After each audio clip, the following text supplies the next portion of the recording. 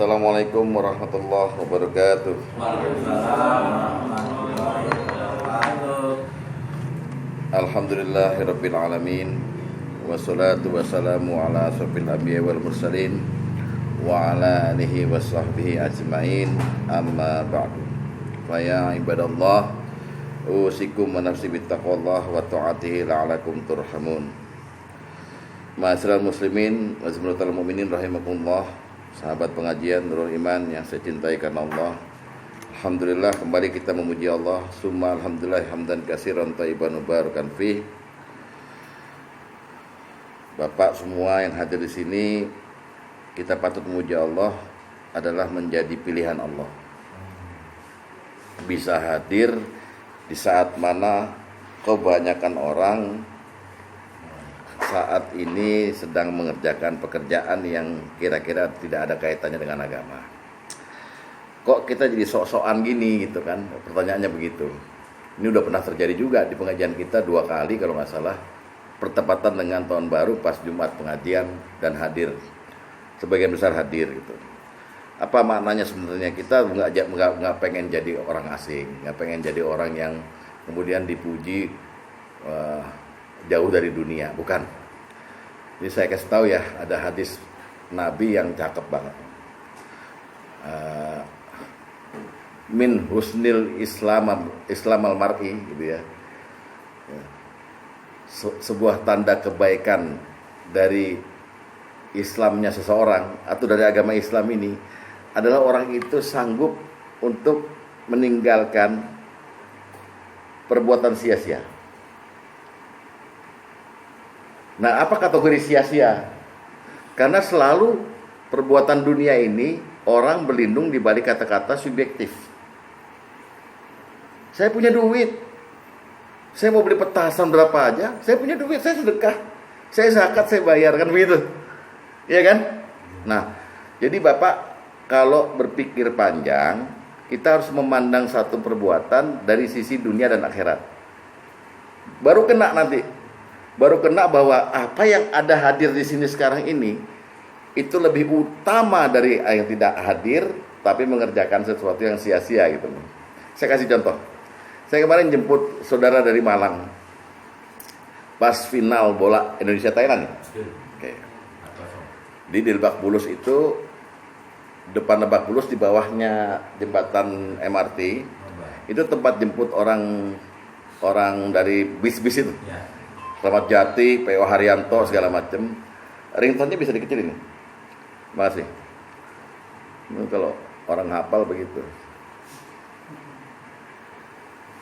Nah, ketika sudah saya nunggu di tengah-tengah parkiran Gokar dan Gojek. Mereka saling membicarakan bola. Saya pengen tahu juga. Selama ini kan saya bukan karena saya nggak senang bola saya ngomong gini ya. Selama ini saya diprotes banyak orang karena saya masih tetap kekeh bahwa menonton bola itu pekerjaan sia-sia. Dari sudut pandang dunia itu ya tentu itu menghabiskan waktu. Ya kan, Pak? Iya. Dan yang puas apa? Hati kan? Hati sama mata. Udah begitu. Tapi di balik itu ada juga persoalan dunia lainnya yang kita menjadi bisa berdosa. Saya melihat orang lagi ngomongin bola, saya ngelihat orang yang lagi nggak ngomongin bola, tapi saya ngelihat di jalan tuh lewat truk jam 2 malam tuh Pak, lewat truk, lewat segala macam, lewat bis, lewat segala macam. Oh, 24 jam orang cari rezeki ini. Dan mereka senang bola barangkali, nggak sempat nonton. Sehingga boleh jadi kalau kita urut lagi tanpa berlebihan, orang yang nonton bola itu dan kemudian memamerkan kesenangannya kepada orang lain. Oh, gue nonton tadi gini. Dia lagi memamerkan kekayaan itu. Yang bisa bikin sakit hati orang yang mau nonton tapi nggak bisa karena lagi cari duit. Atau orang miskin, berapa puluh orang pakai pemulung lewat yang pengen nonton bola juga tapi dengar cerita begitu, ya Allah. Paham nggak? Dari sisi dunia kita sudah memamerkan kekayaan kita gitu loh. Kita punya waktu tapi hanya untuk nonton bola. Dari sisi agama 45 menit kali 2 itu hasilnya bisa surga itu. Subhanallah wa bihamdihi subhanallahil azim. Subhanaka wa bihamdika asyhadu an la ilaha illa anta astaghfiruka. Ulang-ulang 100 kali. La haula. Tapi Bapak sia-siakan. Nah, itu termasuk tahun baru ini. Makanya Al-Qur'an berkata, hal yastawil lazina la ya'lamun wal lazina ya'lamun. Apakah sama orang yang enggak tahu dan orang yang tahu? Apakah sama orang yang bodoh dengan yang tidak bodoh? Allah yang tanya, ya jawabannya beda. Derajatnya aja beda, entar di akhirat. Di dunia juga beda. Orang yang sekarang kepengen nuntut ilmu untuk dirinya dengan orang yang membakar petasan, jauh derajatnya. Oleh sebab itu bersyukur kita, kok Allah menuntun langkah dan hati Bapak ke ruangan ini. Luar biasa ini Pak. Berarti Bapak orang pilihan. Bukan karena hafalan kan kemarin, malah enak kan sebenarnya hafalan. Iya, hafalannya 2. Satu nomor surat, satu hadis. Hadisnya dibelibet kata Yus. Saya nggak bisa Ustaz dari tadi gitu ya. Jadi saya puji Allah dan saya menyanjung Anda semua sahabat saya kok mau ke sini gitu. Luar biasa ya. Hadis yang tadi perlengkapannya begini bukan? Kalau ada yang salah tadi bukan? Latar kuhu malayakni. Malayakni. Betul ya? Ya. Dibaca di wasol aja yakni. Iya. Sanggup meninggalkan sesuatu yang nggak bermanfaat untuk dia.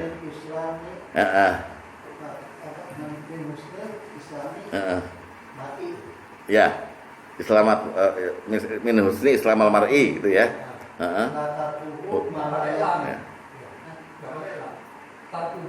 Tarkuhu malayakni. Ya, jadi Rasulullah udah bilang di keindahan Islam atau seseorang yang beragama Islam itu dia sanggup meninggalkan sesuatu yang nggak bermanfaat untuk dirinya. Tapi dia di sisi yang bersamaan dia sanggup mencari yang bermanfaat untuk dirinya. Kan ada juga orang Islam yang udah nggak ngerjain sia-sia, tetapi dia nggak mendapatkan yang ini yang bermanfaat. Jadi bengong aja gitu. Jadi cari. Bang Aman termasuk minggu lalu mencari yang bermanfaat. Karena orang menuntut ilmu tuh kemana aja Bang ya. Bisa jadi dia dapat akhirnya ilmu dari orang yang kurus. Alhamdulillah. Ini baru mulai udah ditantang nih diuji. Oke. Kalau kita lihat perbuatan dunia yang kita anggap sia-sia, itu sebetulnya orang mengerjakannya mencari kebahagiaan. Tapi perlu dibedakan antara farohah, ya. Farohah itu dengan fauzan. Fauzan itu kebahagiaan, farohah itu kesenangan. Kebahagiaan konsumsi batin, kesenangan konsumsi lahir. Bapak punya hal yang bermerek, sebenarnya yang senang hati, tapi judulnya senang bukan bahagia. Tapi Bapak punya istri solehah, judulnya bahagia, bukan senang.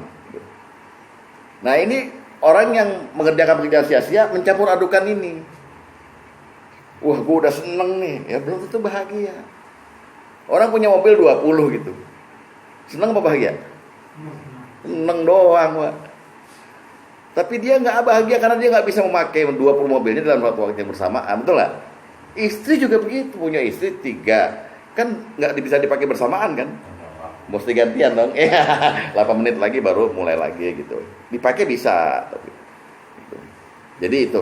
Nah, Nabi pernah berkata, udah kunci kebahagiaan itu cuma 4. Kalau bisa kita punya 4 ini, mudah-mudahan kita jadi orang yang bahagia. Hati kita bahagia tanpa ada materi yang berlebih. Arbaun min sa'atil mar'i kata Nabi. 4. Kalau orang punya 4 ini, maka termasuk orang yang paling bahagia di dunia. 1, orang ini punya darun wasiq, Darun wasik artinya rumah yang besar, rumah yang lapang. Yang kedua, orang ini punya markabun syari', orang ini punya kendaraan yang cepat.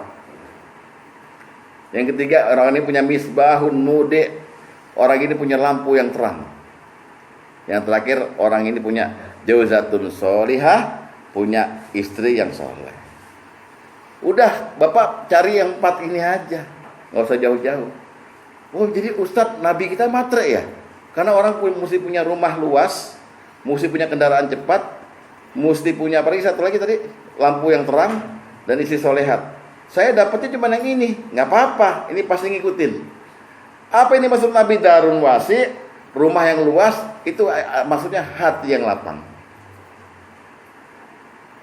Rumah luas, tapi hati nggak nerima gitu, hati sempit, Pak. Jadi hati yang lapang, apapun pemberian Allah, apapun yang terjadi, dia terima, dia qanaah. Namanya rumah yang luas. Ya, kan ada orang hidup ini ngeluh aja. Gua tadi, hari ini apek. Gimana lu bisnis lu? Hancur. Hatinya nggak lapang. Darul wasik qalbun salim, hati yang selamat, hati yang selalu memuji Allah dalam setiap keadaan.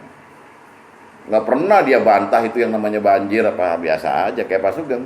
Banjir lagi asik, asal ayam gue jangan mati, terserah keluarga gue mau pindah kemana gitu. Yang penting ayam gitu ya. Jadi banjir bikin seneng. Darun wasik, orang mesti punya hati yang lapang. Kalau orang punya hati yang kotor, itu pertanda bahwa dia masih ada masalah itu, baik dengan dia dengan Allah maupun dengan dia dengan orang lain. Nanti masalah itu kebuka sendiri sama dia. Misalnya dia cerita sama sahabatnya, adek gue ini payah nih, adek gue nih. Lo kenapa adiknya payah? Orang nggak ada hak bagi warisan, dia yang bagi, dia yang ngatur-ngatur, terserah dia deh pokoknya. Punya masalah berarti hatinya belum lapang. Hati yang belum lapang nggak akan bahagia, nggak akan, Pak. Yakin saya. Dan hati yang belum lapang, dia akan putus dengan Allah hubungannya. Bapak punya masalah sama orang, punya masalah sama Ustadz, no. Kerekam kan ke kita, Ustadz payah nih. Dah, coba Bapak sholat mau khusyuk, nggak bisa, putus hubungan sama Allah. Yang ada orang itu aja. Allahu Akbar, sebel gua sama orang itu. Jadi hati mesti lapang. Hati lapang Rasulullah gambarkan sebagai darun wasi', hati rumah yang luas, rumah yang besar. Jadi milikilah hati yang lapang. Kedua, markabun syari', orang mesti punya kendaraan cepat, kendaraan yang luar biasa. Apakah itu yang namanya Cadillac, Porsche? Bukan. Kendaraan itu untuk mengangkut dari titik A ke titik B. Gunanya apa? Untuk supaya barang ini sampai, maksudnya ini sampai kepada orang lain. Maksudnya orang kendaraan cepat itu dia mampu berkomunikasi, mampu menghantarkan maksudnya kepada orang lain setiap saat. Jadi nggak ada salah paham, komunikasi lancar, hati lapang, habis sudah. Sukses ini, orang bahagia, itu kan? Kan ada orang yang mau menyampaikan maksudnya, nggak markabun syari', nggak cepat dia, sehingga orang bilang, lo ngomong mah bohong mulu, gue tahu. Nah, berarti nggak sukses dia. Jadi kita ini harus bisa, apalagi Bapak ini juru dakwah semua. Bagaimana meyakinkan ke orang bahwa Allah itu benar, Rasulullah itu benar, gitu. Jangan kita baru assalamualaikum, dia kang bohong. Jangan dengerin. Pakai headset semuanya, ngangguk padahal lagu ini. Ya, itu namanya markabun syari'. Yang ketiga, musbahul mudi', punya lampu yang terang. Apakah lampu ini yang terang merkuri? Bukan. Lampu yang terang amalun sholihah. Karena di kuburan kita nanti gelap, Pak. Yang menerangi kuburan kita adalah amal-amal kita. Amal nggak boleh, amal itu sia-sia, batil di hadapan Allah maupun di hadapan manusia. Amal itu mesti ada isinya, ada nilainya selalu. Makanya kalau kita lihat tugas manusia dalam surat Al-Ahzab disebut dengan tidak aku ciptakan jin dan manusia kecuali untuk beribadah padaku. Jadikan setiap perbuatan Bapak, setiap detik nafas Bapak itu ibadah. Itu namanya amal baru, yang pahala. Caranya gimana? Rasulullah tuntun setiap perbuatan yang tidak didahului dengan Bismillahirrahmanirrahim hilang keberkahannya. Dia bukan ibadah, dia hanya perbuatan dunia. Makanya apapun nggak apa-apa diulang-ulang. Bismillahirrahmanirrahim, Bismillahirrahmanirrahim, Bismillah, Bismillah. Tapi jangan keras-keras juga. Ya. Buka pakaian, Bismillah. Ayo mulai, Bismillah, jangan. Bismillah, Bismillah, Bismillah, Bismillah, dimanapun. Nah, amal itu saja, apalagi Bismillahirrahmanirrahim terdengar di anak bapak yang masih balita, terus dia kemudian meniru gitu, luar biasa itu terang kuburan. Itu yang dimaksud dengan misbahun mudi, lampu yang terang, lampu yang sanggup menjaga kita dan menerangi kuburan kita. Amal-amal kita sendiri. Bahagia Pak orang kalau udah begitu. Banyak amal solehnya, manfaatnya banyak untuk orang lain. Makanya ada dua hal yang dalam agama ini kita para juru dakwah ini akhirnya harus berpatokan pada ini. Satu, khairukum man ta'allama al-Qur'an wa 'allamahum. Sebaik-baik kamu adalah orang yang belajar Quran dan mengajarkannya. Yang kedua itu dia khairun nas anfa'uhum linnas. Artinya amal-amalnya selalu ada manfaatnya buat orang lain. Gitu. Ya, itu yang terakhir jawzatun sholihah. Orang punya istri yang soleh. Istri yang soleh itu tandanya ada di Anisa itu dan ada di hadis bahwa jika dia dipanggil dia datang, jika kita memandangnya sejuk hati kita, kita dia ada di rumah dia tidak berkhianat, seperti itu kira-kira. Dia tidak nusyus, itu jawzatun sholihah. Tapi yang terlebih penting sekali, Bapak mesti bisa mendapatkan jawzatun sholihah dengan 3 ciri yang Rasulullah berikan. Ya, sholihah itu udah pasti agamanya kuat. Tapi kalau bisa sih dapat agamanya kuat, mukanya bagus, hartanya banyak, turunan baik-baik, udah. Tunkaul mar'atu li arba'in, dinikahi seseorang karena 4 sebab. Ya kan? 1, li jamaliha, karena cantiknya, boleh kata Rasulullah. Yang kedua, wali maliha, karena kayanya, boleh kita kawin. Wah, kaya nih cewek. Yang ketiga, wali hasabiha, karena turunannya, bagus. Terakhir, wali diniha, karena agamanya. Jadi kriteria wanita ini kalau bisa, kalau kita bahagia, kita punya wanita solehah yang punya kriteria ini. Seandainya nggak bisa cari yang cakep, kaya, punya turunan baik-baik, cari yang agamanya cakep aja. Karena dia bisa jaga diri Bapak selagi Bapak ada dan hidup maupun setelah Bapak meninggal dunia. Nggak mungkin dia mau cari lagi. Ya, jadi kalau orang perempuan nikah sama orang yang bahagia hatinya, dia akan kehilangan seumur hidup kalau kita pergi nanti. Gitu. Jadinya mari kita akhirnya bisa bahagia tanpa harus ada uang. Bahagia dengan keadaan yang sekarang gitu aja. Itu dulu. Nanti Allah melihat, oh ini orang qoniun. Ya sudah, dikasih ditambah lagi dari arah yang diduga-duga itu. Ya. Jadi hafalkan arba'atun min sa'adatil mar'i. 4 hal yang membuat manusia itu bahagia. 1 apa tadi? Darun wasi', rumah yang luas. Yang kedua apa? Markabun syari', kendaraan yang cepat. Yang ketiga misbahun mudi', lampu yang terang. Yang terakhir jawzatun sholihah, ya. Nah, itu apalanya yang sekarang. Yang kemarin itu untuk minggu depan. Nah, hancur kan? Enggak apa bercanda ini. Ya, kita masuk sekarang pendidikan wawasan keilmuan ya, apa namanya? Judulnya apa tadi? Di undangan? Wawasan keilmuan. Kita sadar nggak sadar kita nih jadi guru.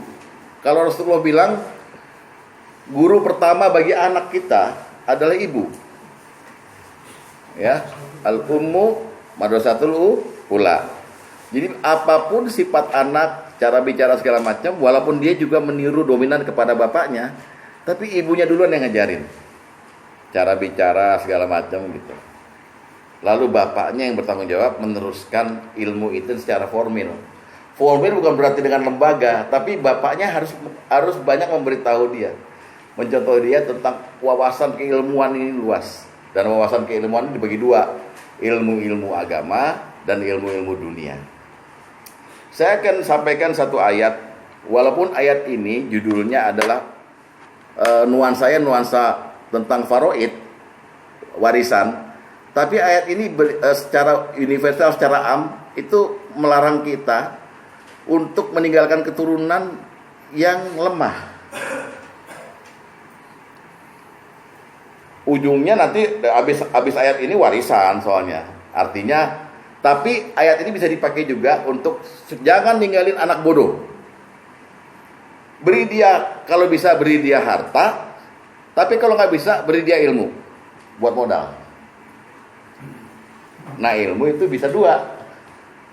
Bisa ilmu agama, bisa ilmu-ilmu dunia. Ya.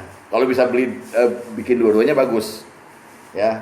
Tapi jangan karena gengsi, karena perintah Allah. Kalau karena gengsi ya kayak Patom kemarin, ya Patom ceritain ya. Ada anak, orang tua ngirim anaknya ke pondok karena semua lagi tren ngirim anak ke pondok, jangan begitu. Jadi niatkan dari awal, saya nggak mau ninggalin generasi yang lemah. Dalam bahasa Betawi dulu pernah gitu. Lo anak tong sekolah yang rajin, jangan kayak bapak lo, betul? Jangan kayak bapak lo. Kalau bisa lebih dari bapak lo. Gitu. Itu maksudnya membentuk karakter anak supaya seorang anak berilmu. Gimana? Ya, lu harus pintar sekolah, jangan kayak malu. Ya. Ntar dibalikin sama anaknya udah pinter nih.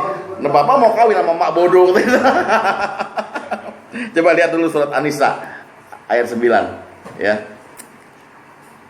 A'udzubillahi minasyaitonirrajim. Surat An-Nisa surat berapa? 4. Surat 8. Oh, 4 ya. Lihat ya. Ini himbauan.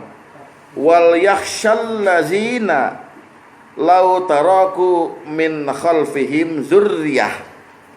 Diafa. Titik sampai situ dulu.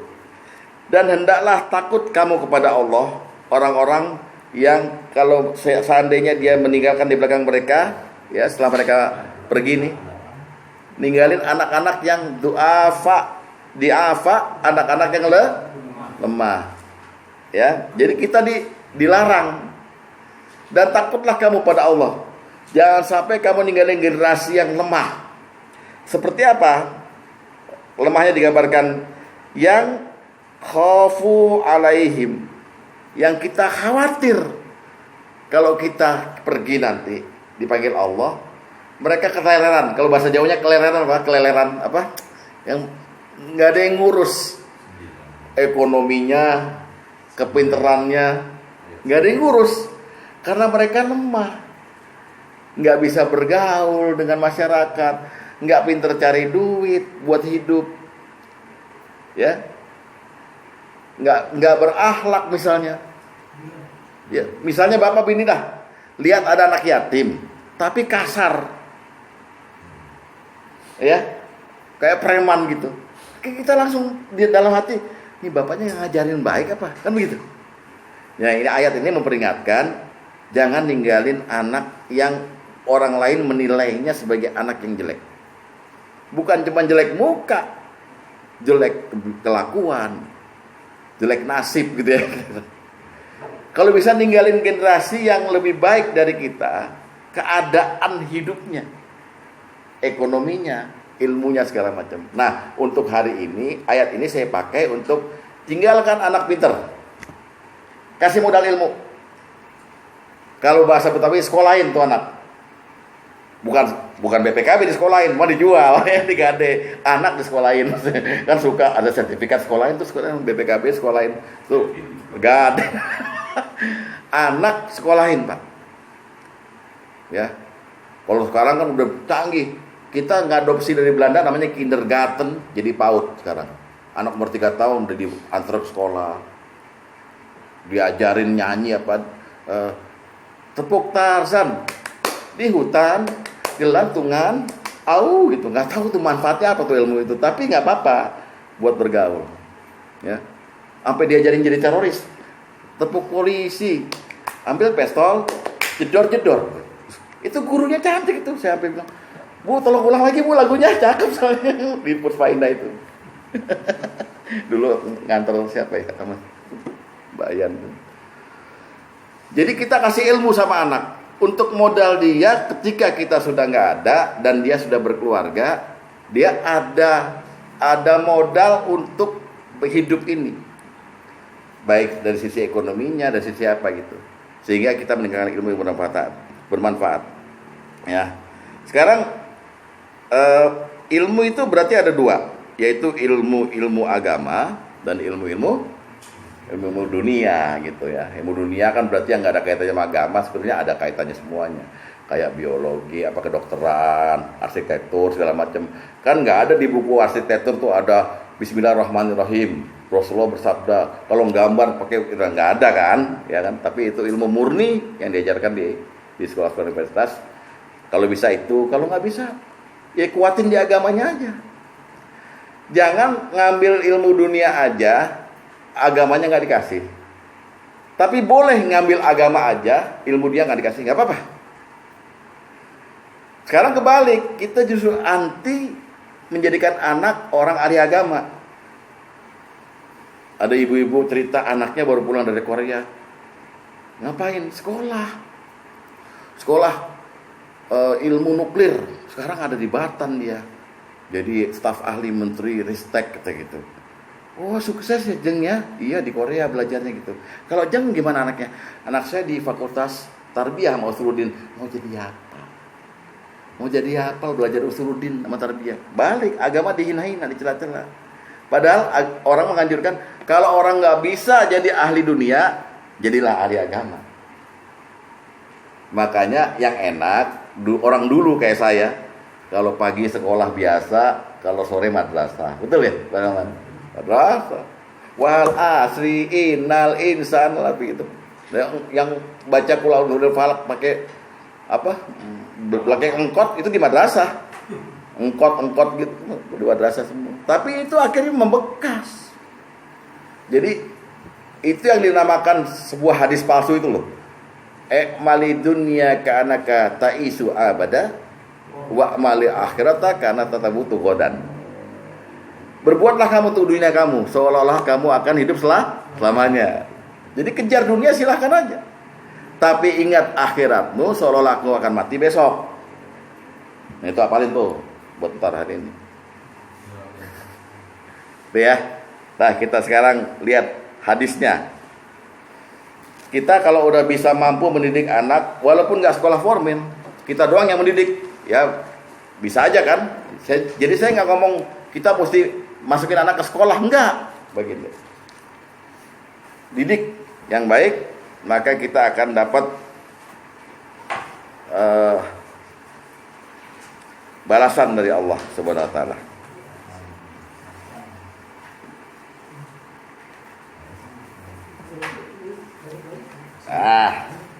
Kita lihat hadis pertama. Hadis nomor pertama kita lihat dari Jabir bin Samurah bahwa Rasulullah SAW bersabda, qala ya. Ini Rasulullah yang bilang ya, la'ai yu'addibar rajulu waladahu khairul lahu min ayyatasaddaqa kulla yaumin binisfi sa'. Seorang yang mendidik anaknya, maksudnya memberikan bekal modal ilmu pada anaknya, derajatnya lebih baik daripada dia bersedekah dengan setengah sok setiap hari sepanjang hidupnya. Bapak zakat fitrah bayarnya berapa sok? Zakat fitrah? Sok yang saya tanya. Satu sok itu 4 mud, 3,5 liter kira-kira. Soalnya nggak pasti itu. Nah ini kita sedekah setengah sok, berarti 2 liter, 2 liter tiap hari. Itu nggak ada apa-apanya dibanding kita nyekolahin anak, Pak. Maksudnya begitu. Luar biasa nggak? Nah, jadi Bapak jangan tahan-tahan anak untuk nggak belajar. Harus sekolahin, kasih ilmu. Ya paham ya? Di sini anaknya sekolah semua kan? Sekolah semua anaknya ya? Sekolah semua. Oke. Itu yang penting. Nah sekarang kita lihat nomor pertama, anak dikasih ilmu-ilmu agama. Ya, dulu Ibnu Abbas tuh pernah didekap sama Rasulullah, dipeluk. Rasulullah berdoa, "Ya Allah, ajarkan dia hikmah dan ta'wil Quran." Jadi Rasulullah selain ngajarin orang, seorang anak tuh didekap langsung berdoa, "Ya Allah, ajari dia." Hadis nomor 2, lihat. Dari Ibnu Abbas, dia berkata Rasulullah SAW mendekapku, memelukku, lalu berdoa, "Ya Allah, Allahumma allimhul hikmah wa ta'wilal kitab." Ya Allah, ajarkanlah dia hikmah dan takwil Quran. Ini kita boleh doain anak begini, tapi intinya hadis ini adalah Rasulullah concern dengan pendidikan. Concern membentuk seorang anak jadi berpengetahuan. Pengetahuannya apa di sini? Hikmah dan takwil Quran. Tapi pernah nggak terpikir kita pengen jadiin anak kita ahli tafsir Quran? Nggak ada, belum pernah yang terpikir begitu. Yang penting kamu hafiz, hafalkan. Ya hafalkan doang. Takwil. Ya. Jadi itu kepedulian Rasulullah SAW terhadap ilmu, terhadap bagaimana seseorang anak itu. Ibnu Abbas kan di dekat itu masih kecil dia, umur 10 tahun. Ya Allah, ajarkan dia hikmah. Hikmah itu berarti Al-Furqan. Hukum-hukum setiap hal dan mampu membedakan yang baik yang buruk, dan ajarkan dia takwil Quran ya Allah, supaya dia nggak salah paham terhadap Quran ini gitu. Luar biasa perhatian Rasulullah terhadap seorang anak itu jadi orang alim gitu. Ya. Lalu setelah kita doakan anak, kita masukkan anak ke suatu lembaga atau kita jalan sendiri soal agama, jangan lupa dimonitor. Sebab kalau nggak dimonitor, maka anak itu akan jadi robot. Otak kosong dikasih ilmu, diem aja udah jadi robot. Anak ini mesti bisa kita kontrol pemahamannya dan pengamalannya. Pemahaman dan pengamalan. Karena di Quran itu banyak ilmu, Pak. Ya, kita lihat hadis nomor 9.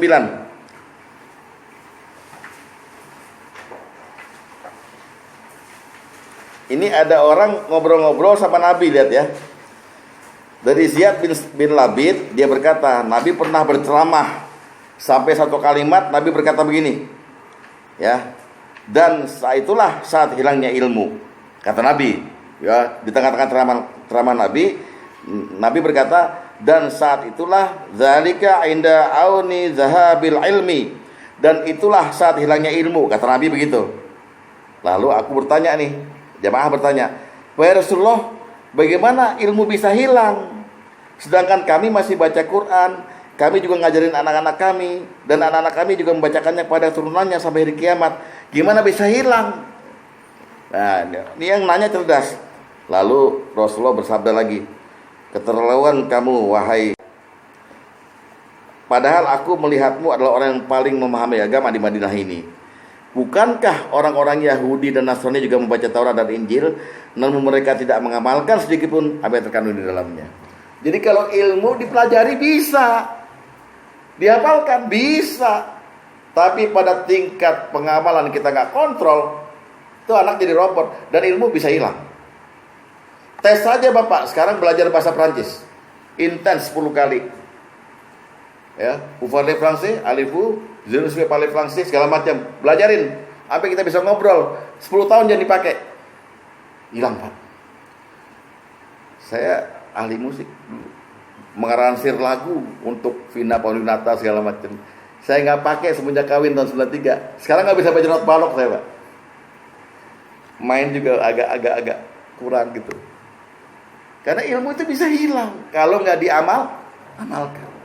Jadi kalau ngasih anak sesuatu, ya ilmu agama, tanya nih, lalu perhatikan dia amalkan apa enggak. Kita kan bisa ngomong nih, tahajud itu penting. Ente kalau tahajud di mata Allah, ente derajatnya tinggi. Iya, itu ilmu namanya. Tapi sudahkah dia melakukan itu? Itu yang perlu kita kontrol. Makanya Rasulullah bilang, keterlaluan kamu Ziyad. Orang Yahudi Nasrani juga baca kitab, hafal, ngaji tiap hari, tapi giliran tingkat pengamalan nggak diajarkan pada orang-orang, nggak melakukan sendiri. Paham nggak? Nah, tuh ilmu caranya begitu. nyampein ilmu. Ya Pak ya. Nah khusus untuk ilmu agama ini, maka kalau kita bisa menyampaikan pada anak dengan baik, ya, maka kita menjadi orang yang utama Pak. Karena memang Nabi menyuruh kita agar diri kita dan turunan kita kalau bisa jadi orang alim. Kalau bisa jadi orang alim. Nggak boleh orang Islam tuh bodoh, nggak boleh. Minimal dia bisa lolos dalam pertanyaan di alam barzah. Minimal. Ya. Kalau orang udah alim, orang ini ragu ngerjain maksiat Pak. Itu yang kita cari dalam hidup. Orang yang kebablasan bisa ngerjain maksiat berulang-ulang karena dia nggak alim. Dia nggak iman pada neraka, pada surga, bahwa ada malaikat ngawasin. Dia nggak iman, nggak alim. Tapi kalau orang udah alim, dia ragu Pak untuk kerjaan maksiat. Pengen, nggak ada yang nggak pengen kerjaan maksiat. Tapi begitu dia alim, jangan. Ini bukan level saya lagi. Gitu.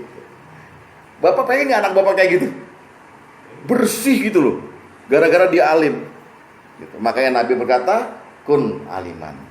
Jadilah orang alim, supaya bisa ngamalin. Nah kalau anak ini agak-agak ragu jadi orang alim, suruh mereka jadi muta'aliman, belajar. Kalau belajarnya rada-rada malas, suruh mereka dulu untuk apa, jadi apa? Mustami'an. Rajin dengerin. Kayak Basuki ini rajin dengerin YouTube ya, rajin dengerin apa semua. Kalau nggak bisa juga dengerin itu, muhibban. Cinta aja sama orang alim. Itu caranya. Jadi bertingkat-tingkat. Tapi kita harus, kalau kita nggak alim sekarang Pak, dong anaknya jadiin alim. Jangan kita nggak alim, anak kita nggak alim juga. Insya Allah cucu kita udah jadi Yahudi. Hilang agama, udah. Hilang agama Pak. Minimal anak kita itu yang laki bisa ngimamin kita waktu kita mati. Ya kadang sholat jenazah tuh, anak yang dipanggil. Pernah ada anak yang ragu juga. Udah Pak Ustadz aja gitu. Ya, jadi dengan kita menjadikan anak itu alim, batinnya makin tambah. Saya ngelihat ada di Pak Tom hubungannya dengan Rehan tuh makin akrab. Itu gara-gara dia berilmu tuh Pak. Ya kan? Dan dia Pak Rehan juga melihat bapaknya berilmu juga, sehingga dengan sambungan ilmu ini menjadi segala-galanya barokah. Rehan pasti tahu hadis yang berkata bahwa seseorang anak itu adalah milik bapaknya, hartanya juga milik bapaknya. Tahu dia pasti hadis itu. Waktu mau ngasih tahu ragu kan, atau dibilang, oh mau nyadong loh. Tapi dia udah tahu duluan. Nah yang kita cari anak seperti itu. Ya, jangan anak yang bantah, sholat, bapak yang nggak sholat nyuruh loh. Kacau kan? Apalagi urusan dunia kita dibantah. Berarti dia jahil murokab tuh anak. Dalam agama bodoh, dalam dunia lebih bodoh lagi. Udah Pak, nangis saja Pak kalau punya anak kayak gitu. Ya, jadi pendidikan menjadikan anak alim itu penting sekali. Ya, kita nggak mau dong Islam hilang di rumah kita. Islam memang nggak akan hilang dari muka bumi, tapi nggak ada jaminan Islam itu masih terus berlangsung di rumah kita. Tanda Islam di rumah kita tuh ada, pertama salam. Anak tuh tunduk sama orang tua. Zaman saya dulu kecil dipanggil bapak saya nggak pernah lihat matanya kok. Iya Pak. Anak sekarang apaan sih gitu ya? Betul nggak Pak?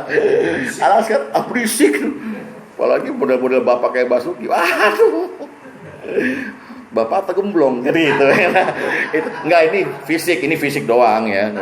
Jangan tersinggung. Ya, lihat hadis nomor 13. Ini udah pernah jadi hafalan dulu nih. Qala Nabi sallallahu alaihi wasallam kun alima au mustami'a au muta'allima au mustami'a au muhibba wala takun khamisan fatahlik.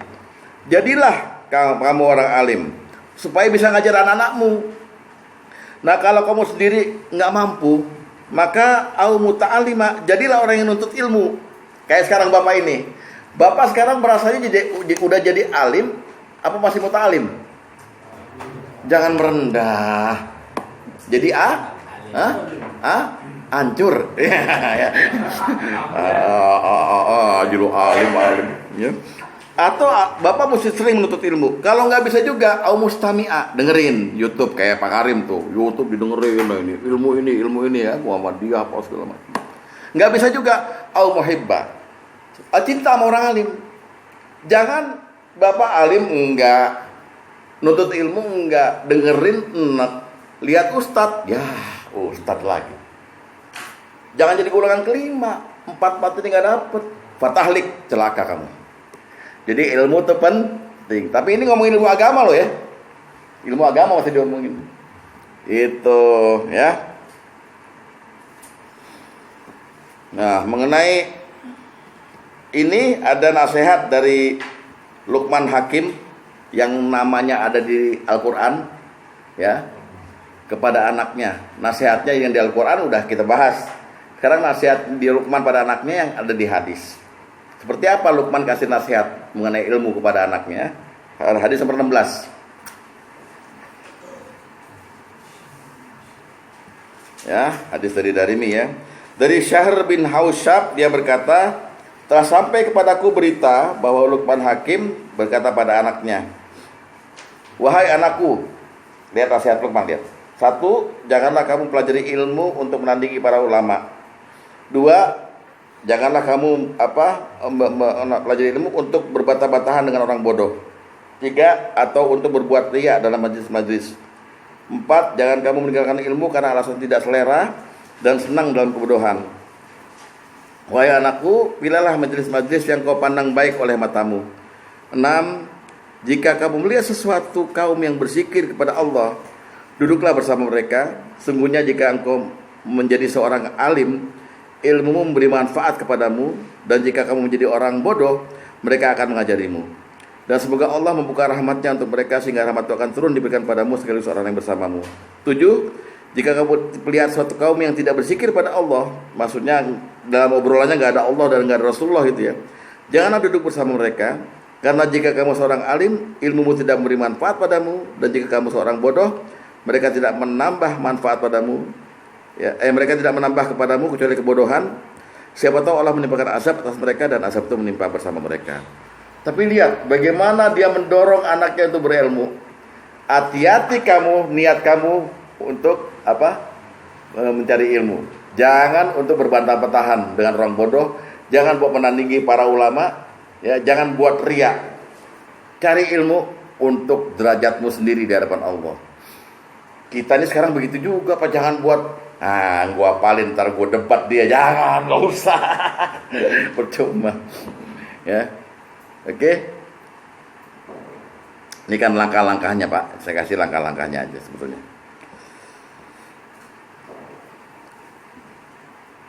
Ini nantinya buat hafalan juga adalah terakhir mengenai masalah ilmu-ilmu agama adalah keutamaan dan keistimewaan orang-orang yang alim. Orang kalau alim itu keistimewaan dia menurut Rasulullah, dia menonjol. Sesuatu yang menonjol seperti mercusuar akan dilihat terus, akan dicontoh terus. Itu sesuatu yang menonjol. Jadi jadilah yang menonjol. Sesuatu yang tidak kelihatan nggak dicari. Si itu mana nggak datang ke sana? Nggak tahu, biarin mati kali.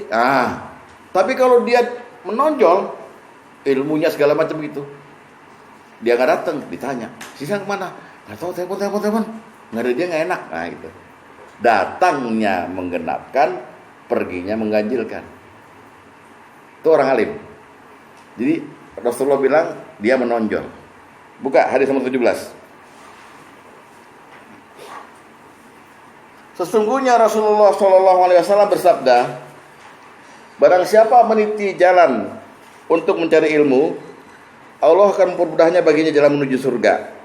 2, para malaikat akan membentangkan sayapnya karena ridho pada penuntut ilmu. 3, dan seorang penuntut ilmu akan dimintakan ampunan oleh penghuni langit dan bumi hingga ikan-ikan yang ada di air. Lihat baik-baik, Bapak belajar sekarang ini lagi dimintain ampunan oleh malaikat dan makhluk-makhluk yang bukan manusia. Hatta ikan di air lagi mintain ampun. Ikan ngomong, makanya saya bingung tuh Iksan. Dia melihara ikan, dia pergi kemari, ikan di sana pada nangis di rumahnya. Ampuni dia ya Allah, kita dikurung begini, ampuni dia ya Allah gitu.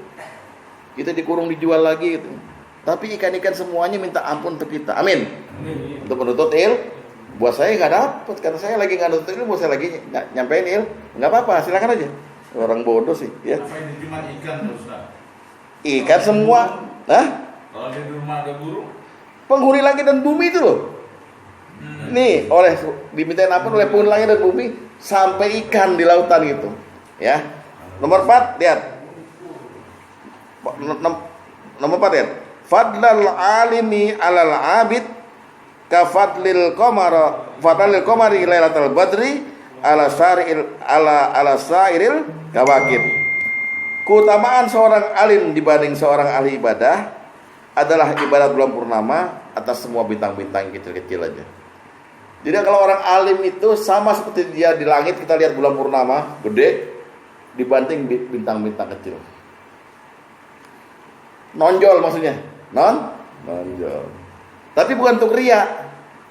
Gara-gara udah belajar majelis taklim 13 tahun terus kalau di rumah, Assalamualaikum warahmatullahi wabarakatuh. Ya, biasa aja gitu. Ya. Nah, itu urusan ilmu agama. Jadikan diri Bapak alim dan anak keturunan Bapak alim. Itu aja dah pesan saya.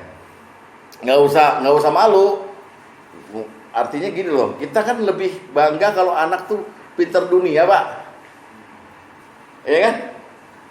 Anak di mana? Sipil sekarang.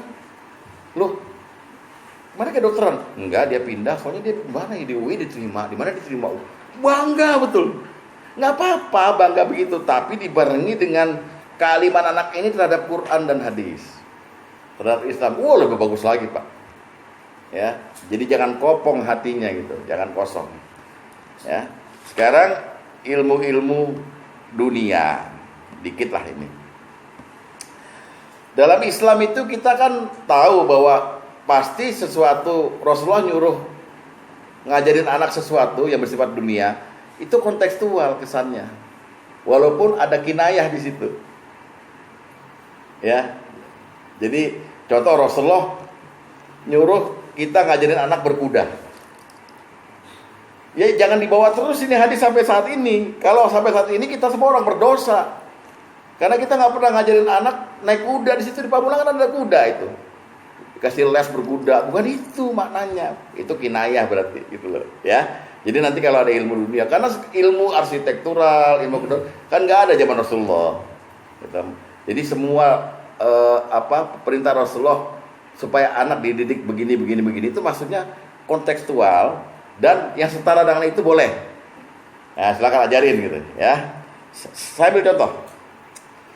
Misalnya ketika Rasulullah menyuruh kita untuk mengajarin anak keterampilan, ya. Hadis nomor 14.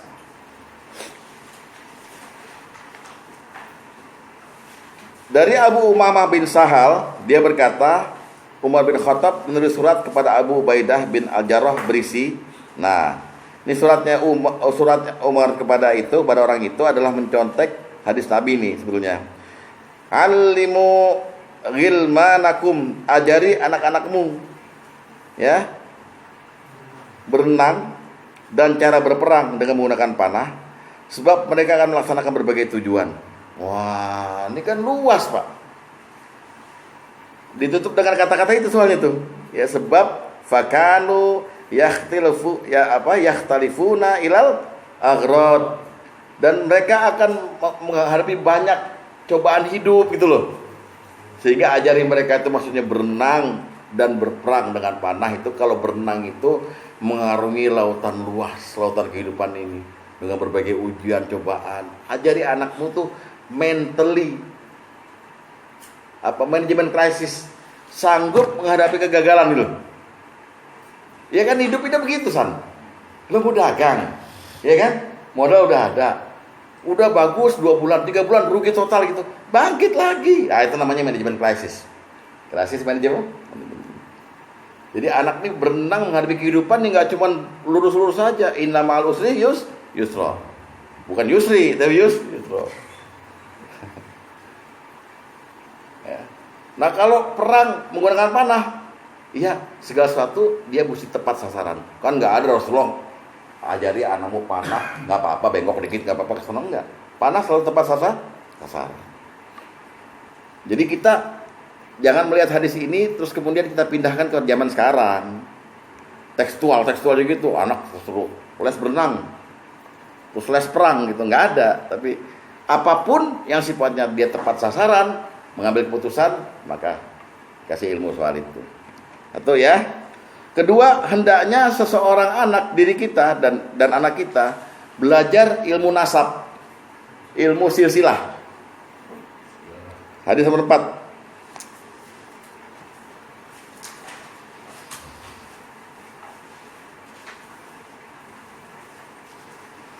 Dari Abu Hurairah bahwa Rasulullah SAW bersabda, "Ta'allamu min ansabikum ma tasiluna bihi arhamakum." Pelajarilah garis keturunan kalian yang dengannya kalian dapat menyambung tali persaudaraan. Sesungguhnya menyambung tali persaudaraan itu dapat membuat cinta pada keluarga, memperbanyak harta dan memanjangkan umur. Coba lihat. Pelajari garis keturunan. Itu tuh masih saudara tuh. Dari kakekmu itu ke sana itu masih saudara itu. Ini masih saudara. Anak kita sekonyong-konyong bawa cewek, pas saya mau nikah sama dia gitu. Kita nggak punya ini pengetahuan keluarga kita. Gimana? Tau-taunya itu masih saudara kandungnya, anaknya daripada ini hubungan darah gitu. Nggak boleh kawin kan? Masih mahram. Untuk itu pelajari silsilah. Anak kita ajari bagaimana keluarga itu berapa orang nih. Bapak punya saudara kandung sekian. Kakekmu tuh ini. Kakekmu punya istri banyak, ada 3. Turunannya ini aja gitu. Kalau orang Jawa bilang jangan apa? Jangan tepaten obor. Ilmu juga kan. Saya bikin itu silsilah keluarga saya, baik dari Soekarjo maupun dari Gunari. Saya bikin. Ternyata ketemu saya turunan Cina itu. Ke atas, dan setiap yang lahir kita tambah lagi silsilah gitu. Penting, walaupun kelihatannya nggak penting, kumpulin deh keluarga sekarang. Ya kan? Gitu. Penting. Nama lengkapnya, tanggal lahirnya, fotonya, segala macam. Namanya ilmu nasab. Dengan ilmu nasab ini, Abu Bakar dan Umar bin Khattab menjadi ahli yang paling ahli di Madinah. Makanya dia yang menjelaskan kepada kita, Rasulullah itu asalnya dari Bani Hasim, Bani Muthalib, Bani Qusay, Bani Manaf. Bani Manaf itu kemana-mana, larinya 4 Bani ini semuanya ke Nabi Ismail. Gitu, ya. Kemudian bisa juga harus kita ajarkan mereka ilmu faraid. Makanya kita mau belajar itu. Supaya nanti jangan ribut kalau kita mati. Jangan ribut, dia berebut harta gara-gara kitanya yang sengsara di kuburan, ya. Lihat hadis nomor 15.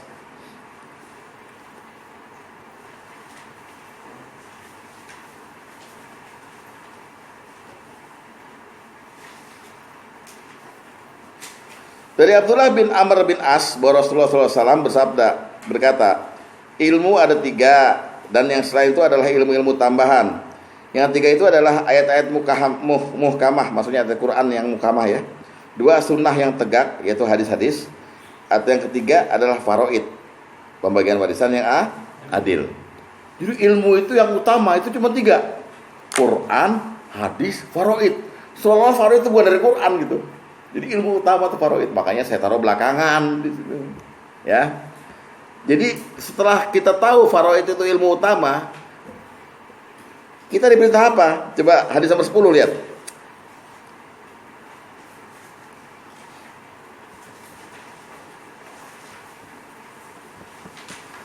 Lihat hadis nomor 10. Ya. Dari Al-A'raj dari Abi Hurairah bahwa Nabi SAW bersabda,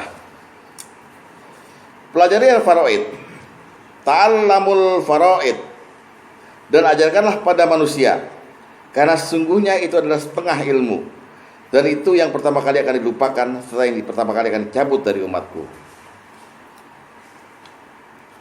Jadi sekarang Bapak, saya mohon maaf ya, kita tuh jarang Pak yang tahu ilmu faraid.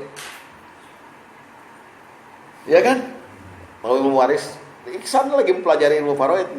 Tadi telepon saya, keluarganya ada masalah mengenai itu gitu. Dan jangan takut Pak, ini nggak usah pintar matematik, nggak apa-apa kok. Semua caranya penghitungan udah Allah lengkapkan di Al-Quran. Kita tinggal ikutin aja, ya. Jadi ntar insya Allah kita belajar bab faraid kira-kira masih setengah tahun lagi lah, ya, karena masih ada kita bicarakan fikih talak dan rujuk. Talak tuh buat macam-macam lagi, ya. Baru setelah itu faraid. Nah itulah ilmu-ilmu agama dan ilmu-ilmu dunia yang kita hendaknya kita niatkan kita sampaikan pada anak-anak kita. Terakhir, bab terakhir adalah ilmu atau pendidikan yang kita sampaikan pada khusus pada anak perempuan. Itu bab ketiga. Sampai bab 1 dan bab 2 barusan ilmu agama ilmu dunia. Ada yang mau komentar silakan. Ada yang mau bertanya silakan. Pak Tom?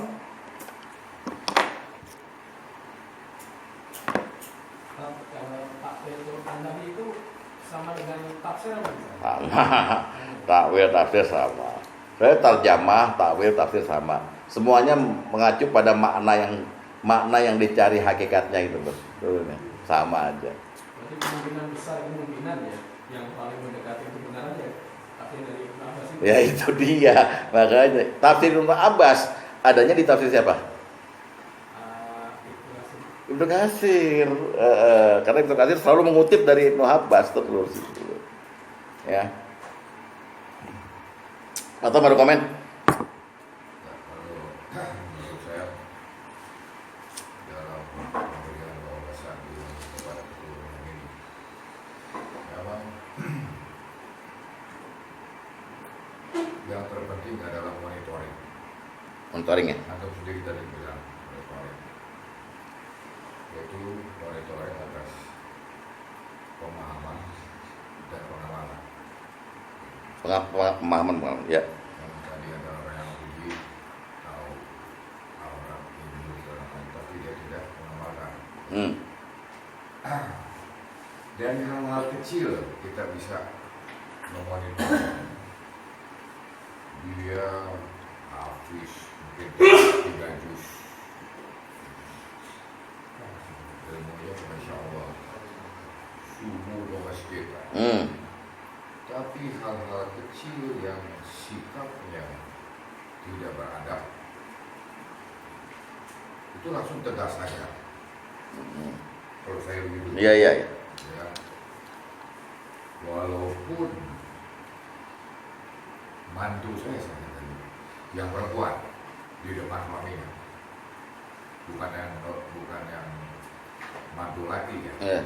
Laki saya hampir lepas tangan lah karena saya tidak kabur sama mereka, hanya monitor lebih jauh.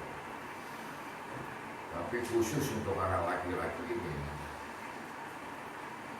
saya totally monitor. Ya. Tadi ada hadisnya itu monitor. Nah ini yang paling bermanfaat. Karena hal-hal yang langsung mendapatkan dulu seperti pesantren kiri, Iya. ya kan, ilmu dunia, katakanlah yang sanggupnya pas-pasan tapi anaknya pinter masuk UI gitu loh misalnya kan.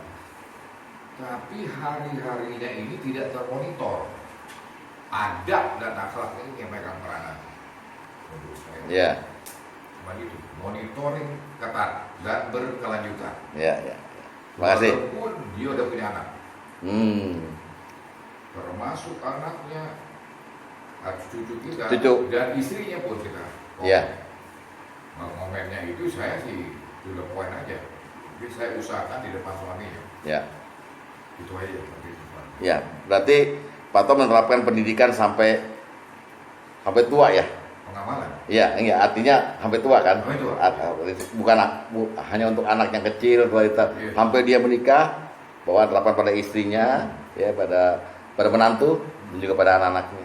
Good, bagus, lengkap. Yang lain Pak? Ya Ihsan. Ini yang hadis ajarkan untuk memanah. Terus untuk berkuda. Ini yang lagi tren-tren sekarang mungkin saja. Kan suka ada. Iya, iya nggak apa-apa, dia tekstual. Jadi tekstual mengartikan hadis itu ya boleh.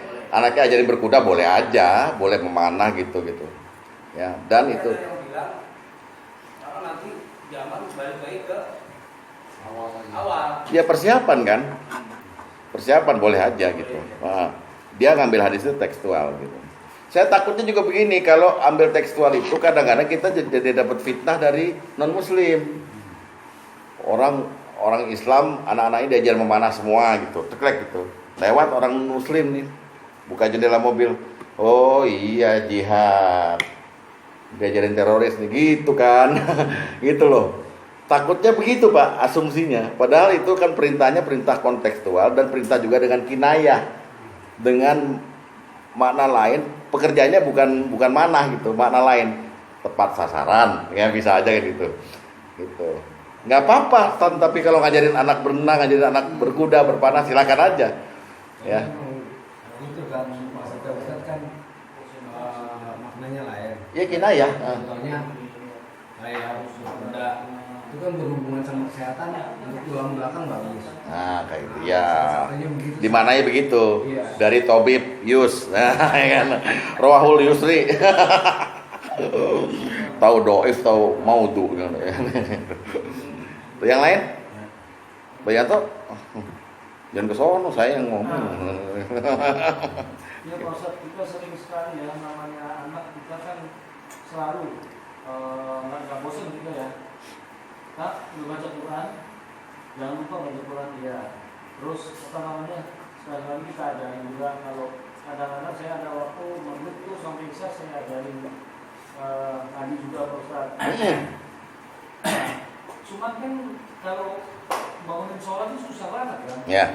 Tapi ya tetap aja ya kita aneh juga, kadang-kadang kesel juga, cuman kan kita ya usaha kan ya, yang penting jangan bosan. Ini kadang-kadang itu juga ini Ustaz,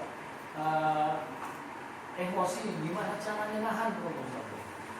Udah terus sekali, 2 kali, 3 kali udah bangun-bangun juga, waktunya udah hampir mepet nih, terutama maghrib itu kan ya. Ini gimana gitu, kadang-kadang kita sudah, ya saya sudah berusaha. Akhirnya saya ngobrol ke istri saya, bangunin tuh. Gimana itu Ustaz? Ya. Kalau bijaksana kan kita mesti punya ilmu ya. Kalau perintah menyuruh sholat pada ahli, kepada keluarga, pada istri dan anak, itu Allah menyuruh kita dengan menambahkan fastobir alaiha. Dan suruhlah keluargamu menjalankan sholat, fastobir alaiha, ya. Dan bersabarlah kamu mengerjakannya. Karena Allah memang memberikan ujian pada perintah nyuruh sholat itu, pasti. Ujiannya ya seperti itu. Ada anak seolah-olah dablek nggak bangun-bangun, betul begitu? Nah, tapi kita sebagai orang berilmu, kita itu memang harus baca hadis lain Pak. Ada hadis begini bunyinya. Seseorang yang sudah kita beritahu, maka bola panas pindah ke dia. Kita gugur kewajiban 3 kali. Bangun. Nggak bangun, sudah pindah tanggung jawab itu kepada dia. Itu loh Pak ya. 1. Kedua, ada keringanan. Diangkat kalam oleh Allah kepada 4 golongan. 1, orang sakit sampai dia sembuh, orang tidur sampai dia bangun, orang gila sampai dia berakal, anak kecil sampai dia dewasa. Jadi tidur itu rukhsah. Makanya Nabi bilang tersedia kodok bagi orang yang ketiduran sholat. Tuh kan bisa dibangunin. Ya tadi dibangunin sabar. Kalau udah nggak bisa bangun juga, maka Allah memberi ampun pada kita, melimpahkan tanggung jawab pada dia. Dia kemudian diampuni kalau habis sholat ketiduran, dia bayar sholatnya. Selesai udah Pak masalah. Di situ jadi nggak ada marah. Paham ya? Ya, yang jawab siapa dulu? Ya kan? Kalau yang jawab pusat kampung lewat Pak. Itu sekarang kamu sholat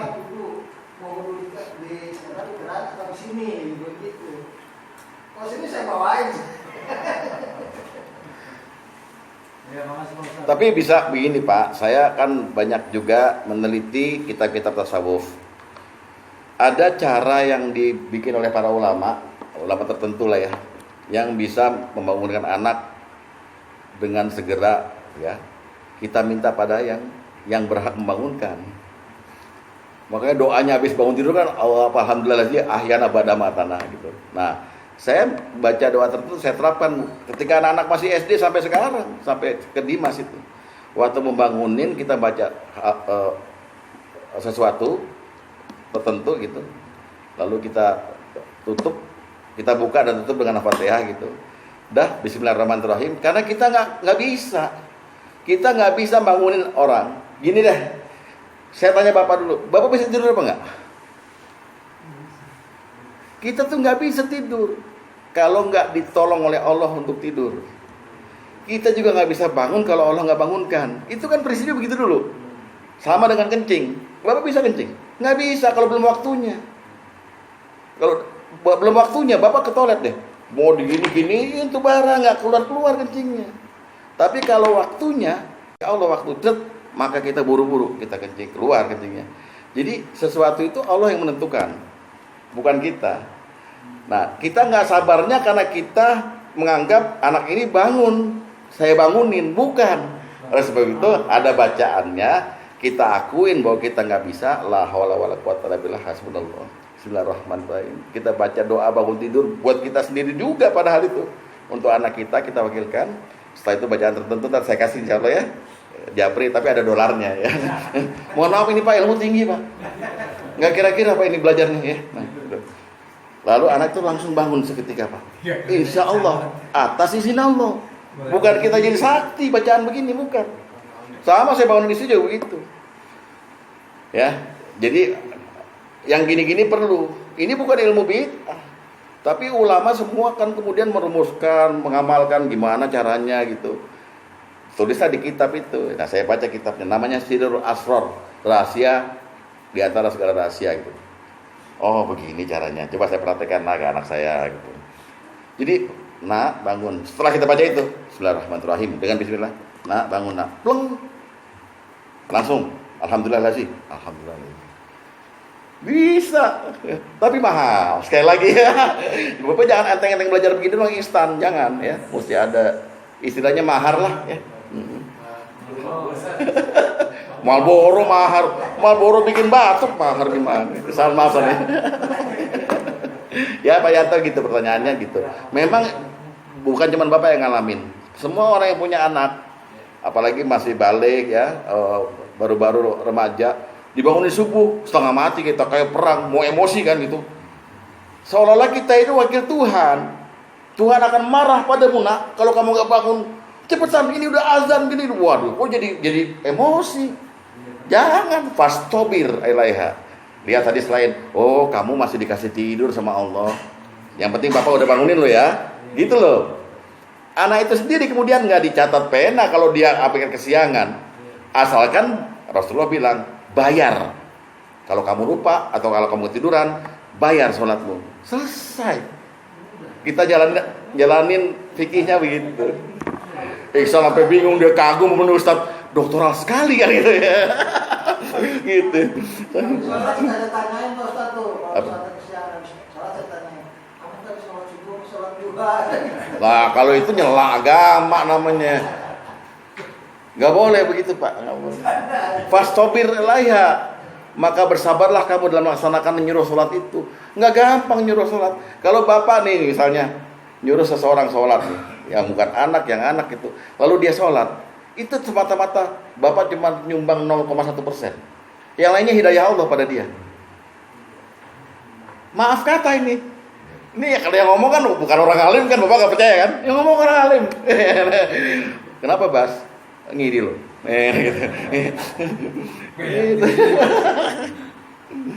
Ya, gitu jawaban saya. Jadi sabar aja terus. Ya. Apalagi anak udah menikah tadi. Ya, anak udah menikah tadi. Anak perempuan kita nih agak malas kalau dibangunin subuh segala macam. Dia udah punya suami. Pak Tom bilang, udah ijab kabul gue. Udah enggak tanggung jawab. Jadi jangan merasa bersalah. Ya, begitu. Ya kan bapak anak perempuan semua kan? Iya. Kok tahu? Jangan anak udah kawin, udah pindah rumah sama suaminya, subuh-subuh bapak bangunin, udah ajan cepetan sholat. Udah kata malaikat, kerajinan lo gitu. Santai aja, santai. Nah yang lainnya? Ya. Ini mau cerita mau nanya nih? Waduh, ini aneh. Nggak, soalnya ada cerita dulu biasanya kan. Prolog. Gimana? Memang ya sulitnya saya sama kan selalu ini ibunya itu aban tuh contohnya aban.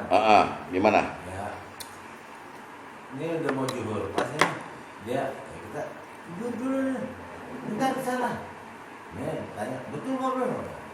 Kalau alam dari belakang udah dianaknya.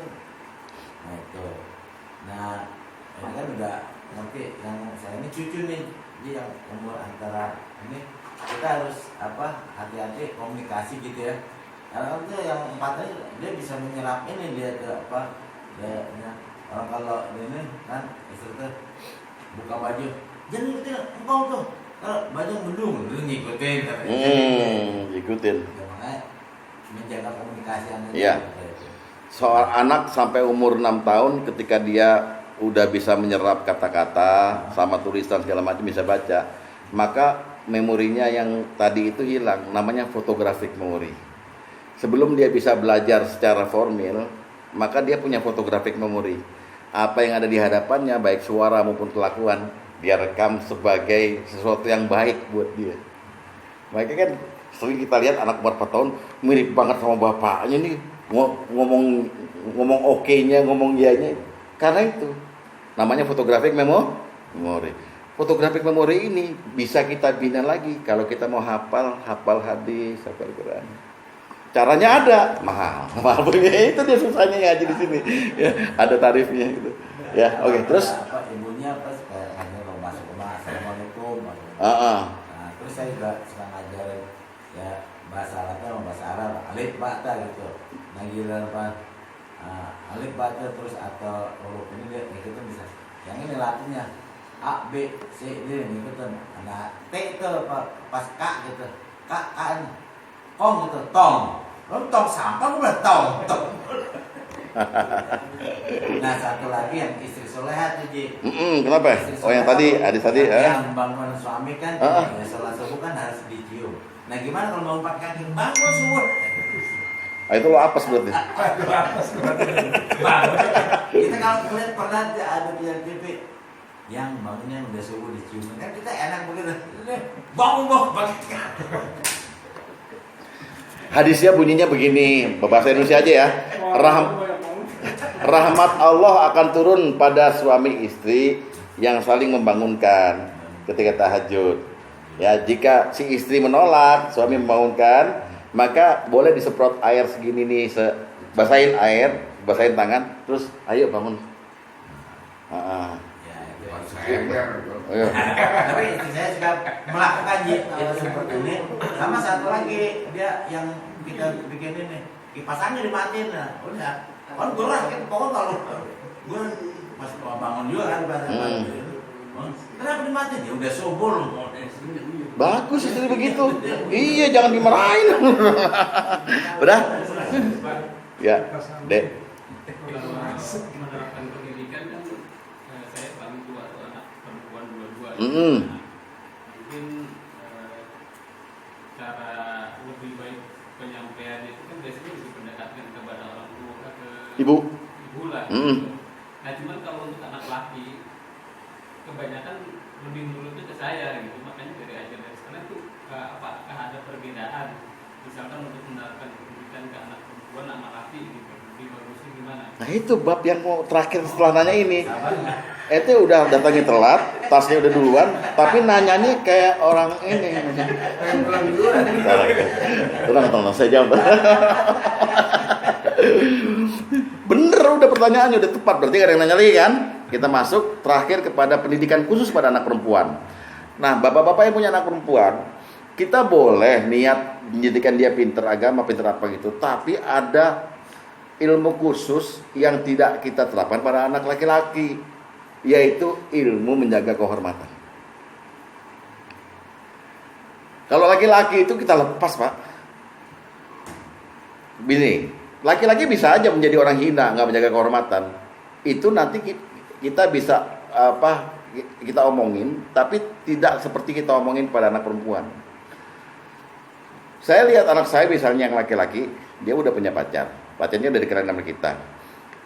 Setelah dia nganterin pacarnya pulang, saya bilang, kamu kalau udah bisa bawa anak perempuan orang, jangan kamu hina. Kamu hina dia, kamu rendahkan dia, kamu obok-obok dia, sama dengan kamu menghina ibumu. Jaga dia baik-baik di hadapan Allah. Kamu diawasi. Seperti itu. Tapi kepada perempuan lain lagi, makin teknis, dan itu urusan bapak, bukan urusan ibu. Makanya Al-Quran itu secara universal kepada kita kaum bapak, jaga anak perempuan kita baik-baik. Ya, jadi jaga kehormatan yang penting. Yang kedua, kemudian anak perempuan ini kita harus punya rencana segera menikahkan. Jangan ada istilah perawan tua, bukan begitu maksudnya. Karena siapapun dia, apapun backgroundnya, dia itu punya kenormalan libido atau birahi gitu. Dan anak perempuan itu lebih besar daripada anak laki-laki. Makanya harus segera dipenuhi kebutuhannya dengan adanya suami. Sehingga dia tidak mencari pelampiasan kepada orang yang bukan mahramnya di mana-mana. Paham ya ini ya? Khusus anak perempuan. Kalau anak laki-laki udah langsung kita didik akhlaknya, hormati perempuan. Jangan kemudian sia-siakan anak orang gitu, langsung tegas. Anak perempuan nggak bisa, harus kita. Nah, Al-Quran dalam rangka menjaga kehormatan ada 2 ayat yang sama-sama menyuruh kita untuk menyuruh anak perempuan kita memakai jilbab untuk menutupi auratnya. Karena seluruh aurat anak perempuan menurut 4 mazhab itu, ya, orang perempuan itu auratnya seluruh tubuhnya kecuali telapak tangan dan muka. Ya, buka surat Al-Ahzab ayat 59 dan surat An-Nur ayat 31. Al-Ahzab dulu. Surat 33 ayat 59.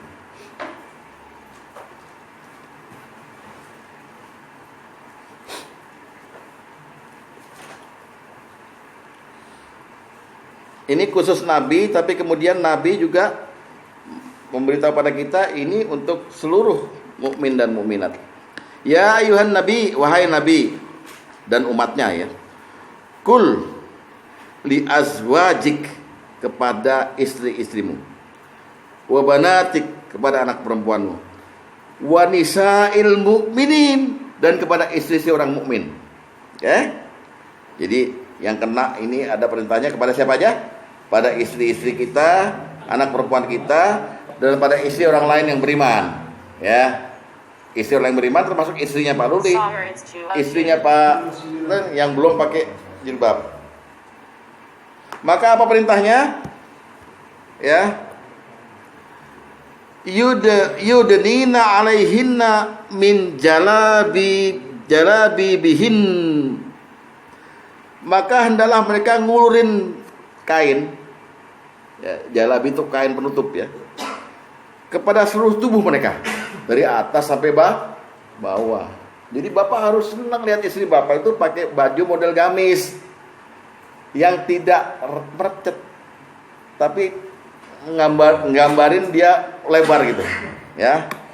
Yang demikian itu zalika adna, supaya mereka lebih mudah untuk dikenal. Jadi ini orang mukmin nih berarti. Karena itu mereka tidak akan diganggu. Dan Allah Maha Pengampun lagi Maha Penyayang. Ini pendidikan. Beda antara orang beriman dengan orang nggak beriman. Orang nggak beriman, pahanya diumbar, susunya diumbar. Orang yang beriman tutup. Zaman Rasulullah Pak, perempuan itu pakai baju kayak kue lapis, transparan, nggak ada BH, nggak ada celana dalam, tapi bajunya tipis. lewat. Coba kalau bapak dilewatin kayak gitu gimana? Subhanallah wa bihamdi. Ini lewat beneran. Maka tutup sekarang, tutup. Tapi Rasulullah juga memperingatkan pada kaum wanita. Nanti ada sayati zamanin ala ummati, kelak di satu zaman atas umatku terjadi perempuan yang berpakaian tapi telanjang. Ada 3 cirinya. 1, pakaiannya itu pelengkap, nutupin, tapi rapat. Maka kita yang dilewatin bilang, Vespa punya, Vespa, Piaggio, ya enggak? Wah, gitar Spanyol, betul nggak? Karena kita lihat lekuknya. Ya kan? 2, berpakaian lengkap tapi bolong. Ya kan? Sininya lengkap, sininya casual bolong, backless. Kita lihat, wih panu gitu. Kelihatan. Ya. Jadi berpakaian lengkap tapi telanjang kata Rasulullah. Oleh sebab itu ayat ini berkata, hendaklah mereka nguruni jilbabnya, nutupin kehormatannya.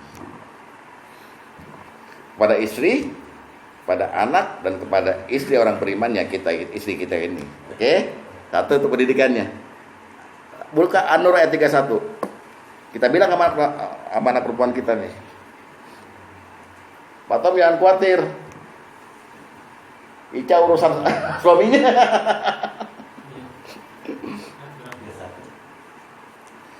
An-Nur 31. Wa qulil mu'minat, katakan pada orang yang mukmin yang beriman, hendaklah mereka jaga mata. Pak, urusan jaga mata itu lebih liar perempuan atau laki? Hah? Perempuan. Orang laki kalau mau ngintip orang mandi, cuma ngeliat gini doang nih Pak, langsung ngintip. Orang perempuan mikir 1000 kali tapi ngintip juga. Sama dengan kita kalau ada perempuan lewat, kan? Kita orang laki ekspresif, perempuan enggak, tapi kagum juga. Wow, cukup wow, tapi cukup tergoda juga gitu. Dan dia birahinya lebih tinggi daripada kita karena perasaan yang didahulukan gitu. Oleh sebab itu suruh jaga duluan nih, mata. Dia lebih tertarik sama kita, sama orang laki. Sampai suaminya nggak tahu kalau istrinya itu tertarik pada seseorang gitu loh. Kira-kira bapak sakit hati nggak kalau istri bapak bilang gitu, Mas, boya kayak Pak Basuki gitu loh, ininya bersepir, Mas kurus begini, bilang rahasia tapi dibawa sampai mati bahwa dia kagum sampai ini daripada mas suami sendiri gitu. Hati-hati Pak. Oleh sebab itu ada turun ayat, jaga pandangan. Habis itu apa? Pelihara kemaluan. Pandangan itu zina mata, kemudian tangan gaple-gaple zina tangan, kemudian semua udah siap niat, kemaluan lah yang menyetujui yes or no. Ya. Nah, terus dan janganlah mereka nampakkan perhiasannya kecuali yang biasa nampak daripadanya. Jadi perhiasan wanita ini kinayah ya. Perhiasannya adalah alat-alat vital yang kita sendiri tertarik terus melihatnya, yaitu apa? 2, farji dan susu. Susu itu ditutup kayak apa atau dibuka, sama kita senang tertarik. Malah bapak-bapak yang udah agak 60 ke atas ini kan suka ngenyot, maklum giginya udah nggak ada gitu. Ya kan? Masih tertarik aja. Suruh tutup sama Allah. Yang nampak boleh perhiasan yang biasa dipakai dari gading, dari apa gitu. Silahkan tutup. Lalu hendaklah mereka nutup kain kudung ke dadanya. Artinya jangan nyaplak. Gimana sih ya? Kayak saya nih, jangan merecet gitu. Di longgarin sehingga orang nggak tahu itu bentuknya kecil apa gede. 35B apa 35C gitu. Kalau kita lihat Basuki kan 37A itu. Kayak nasi uduk gitu loh. Jangan kayak gitu. Nah, dan janganlah menampakkan biasanya kecuali pada suami mereka sendiri. Jangan nampakkan perhiasannya yang itu kecuali pada suami sendiri, atau ayah mereka, atau suami mereka, atau putra mereka, pokoknya yang mahram semua. Artinya kepada anak perempuan itu jaga kehormatan sampai gitu. Ya kecuali udah di rumah sama mahram, ada bapak kita, anak kita yang perempuan nonton TV pakai celana pendek, mana kita tertarik itu? Anak kita, silakan aja. Tapi begitu dia ada tukang itu di luar, kan sering sekarang ding dung paket, jangan keluar nak, pakai kerudung dulu, baru keluar gitu. Itu jaganya kayak gitu, ya sampai gitu. Nanti kalau udah nikah sama suaminya, ya silakan, suaminya yang jaga, jangan kita, ya. Lihat coba Rasulullah ngomong apa pada Fatimah mengenai hal ini. Hadis nomor 7.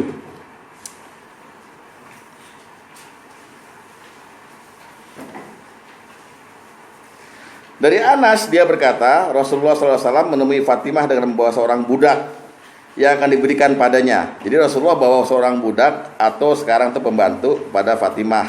Ini Fatimah mau saya berikan pembantu. Saat itu Fatimah memakai baju yang jika menutupi kepalanya, kakinya terbuka. Dan jika kakinya ditutupi, maka kepalanya terbuka. Ketika Rasulullah SAW mengetahui hal itu, beliau berkata, "Enggak apa-apa Fatimah, karena ini hanyalah ayah dan budakmu." Kalau si ayah bawa orang lain yang bukan mahram, boleh kamu, wah bingung. Siti Aisyah, ketika Rasulullah meninggal, kan Rasulullah dimakamkan di kamarnya. Jadi kamar Siti Aisyah itu di bawahnya tempat tidurnya dimakamkan Rasulullah. Dah. Kemudian ada perluasan masjid, kemudian Abu Bakar meninggal, ditaruh di samping Rasulullah. Abu Bakar itu bapaknya Siti Aisyah kan. Kemudian dah, setiap hari masih dikunjungi sama Siti Aisyah. Siti Aisyah buka ini kerudung waktu bapaknya dan suaminya. Umar dimakamkan di situ. Ziarahnya Siti Aisyah lengkap pakai kerudung. Karena Umar bukan mahramnya. Membekas tuh pendidikan Rasulullah. Ingat istri bapak juga, telepon dari kantor, lagi ngapain? Lagi beli sayur nih di depan rumah gitu. Lu pakai kudung nggak? Tukang sayur ganteng apa enggak? Ya perlu tanya begitu. Itu namanya posesif. Tapi perlu ditanya agar kehormatan terjaga. Kalau kehormatan istri dan anak terjaga, si perempuan, kehormatan bapaknya terjaga. Kalau anak kita dibilang gampangan, suka buka-buka aurat, atau istri kita gitu, kita jatuh dayus, nggak cemburu sama anak. Pak, itu anaknya bapak pakai tank top doang main basket tuh pak, sama celana volley yang udah itu, nggak apa-apa sehat begitu, lu aja cabul lah. Soalnya bapaknya lebih cabul lagi, iya kan? Nggak bisa begitu pak. Jangan dayus, dihukum. Perhatikan khusus anak perempuan ya. Perhatikan anak perempuan. Nah, yang baik kalau pakai baju yang bagus. Ke kampus kemana gitu. Maka berbahagialah bapak yang punya anak perempuan atau menantu perempuan lengkap dengan gamisnya, nggak kelihatan bodinya, udah aman. Tukang preman memerkosa juga di Blok M sendirian gitu, nggak mau pak sama orang yang pakai gamis, bingung mukanya. Ini mana kancing ini? Dikelepak sama anak kita gitu. Ya. Kira-kira begitu ya.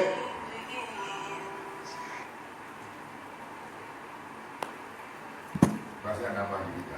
Silakan. Awalnya bab Zuriati ini kita berprasangka ini ada suatu hal yang terlambat. Iya. Karena kita anak-anak kita udah besar. Iya. Tapi lama-kelamaan ini bukan suatu hal yang terlambat. Apalagi tadi dasarnya hadis. Nah, orang Yahudi tadi itu adalah An-Nisa ayat 9 tadi, merupakan perintah. Ini bersamaan dengan keadaan kita di sini, mayoritasnya mungkin udah ada beberapa atau akan tidak produktif lagi di dunia. Misalnya mungkin pensiun, tidak berdagang lagi, Jadi, based on that condition, gunakanlah waktu kita ini dan cintailah, nikmatilah, meneruskan pendidikan anak kita dengan mentoring akhlak dan adab. Selagi masih ada waktu. Ini adalah momentum. Iya. Karena berbarengan sama kita yang waktu kita akan banyak lega. Agak lapang ya. Kerjaan. Gitu. Jadi bukan terlambat ini. Tuhan memang kasih begitu, gitu loh maksudnya. Ya kan, ada waktu-waktu kalau bekerja, ada waktu-waktunya untuk pensiun. Dan momentum pensiun ini gunakan. Karena ada firman, ada hadis. Yang satu memantau, yang satu perintah, jangan tinggalkan lemak. Nah, saya cuma momentumnya ini sebenarnya akan tepat nih buat kita pelan-pelan nih akan ada pensiun ini. Kalau ada pensiun. Nah, how to enjoy that? Pendidikan itu. Jadi this is not terlambat. Iya. Kita naungkan dulu walaupun dia terlambat. Kan begitu kan. Ternyata ini tidak. Itulah kira-kira Kak. Iya, terima kasih. Ya. Yang lain? Ya, Pak. Masalah itu apa menjaganya? Bagaimana nih Ji, apa kalau di kolam renang gitu Ji? Ya. Itu kan ya, campur tuh. Ya contohnya nih saya kemarin ke Cikandir, tapi kalau di ini kan pemandian air panas aja itu nggak ada yang pakai bikini semua tuh, pakai baju semua ini. Baju semua, ya. Kan ya kan pada saya yang cowok juga kalau mau salin, nah saya bilang yang cowok-cowoknya lu pada pakai ini semua. Lah kalau ganti pakaian basah kita akan buka itu semua. Nah ini kita ya buka aja nih orang pakai celana dalam kita buka kita ganti ini. Yeah. Pakai kamar-kamar pada orang mau mandi kecuali kan basah baru ini cuek aja saya. Bapak laki-laki kan? Iya laki-laki Ya. apa ya kalau Nah, basah. tapi kan ada hadis larangan jangan perlihatkan kemaluanmu antara laki-laki dengan laki-laki juga. Tapi kan pakai ada celana dalamnya gitu. Apa? Ya pokoknya jangan sampai dipamerkan lah gitu. Nah. Tapi kita juga di saung pastinya kita pakai ombak terus. Oh, iya. Gue ngapain ngangkat. Ya, pokoknya betul lah ini kalau Pak Tom bilang, apalagi untuk bapak-bapak ya yang masih banyak waktu ya, cucu juga ada yang segala macam kita didik lagi. Oke, terakhir adalah bagaimana kita mengarahkan anak perempuan kita supaya segera menikah. Ini ilmu tersendiri Pak. Kita paksa dia menikah itu nggak boleh dengan kata-kata dunia, tapi kata-kata akhirat. Bahwa ini perintah agama, sangat berbahaya. Anak perempuan kita itu kan mengarungi lautan luas kan di kuliahnya di mana gitu ya, sehingga dia harus cepat menikah. Minimal kata-kata pembukanya adalah udah punya pacar belum? Kalau udah jangan diseruduk Pak. Udah apain aja lo sama pacar lo? Ntar dia berbalik nanya bapak dulu begitu ya, kan gitu kan kacau kan gitu ya. Tapi diarahkan supaya diresmikan saja udahlah gitu. Ya. Nah, itu ada perkataan dari Rasulullah dan kemudian para ulama juga kemudian menafsirkan seperti itu. Hadisnya pernah kemarin ini. Hadis nomor 5 ya. Dari Abu Hatim Al-Muzani dia berkata Rasulullah SAW bersabda, ya.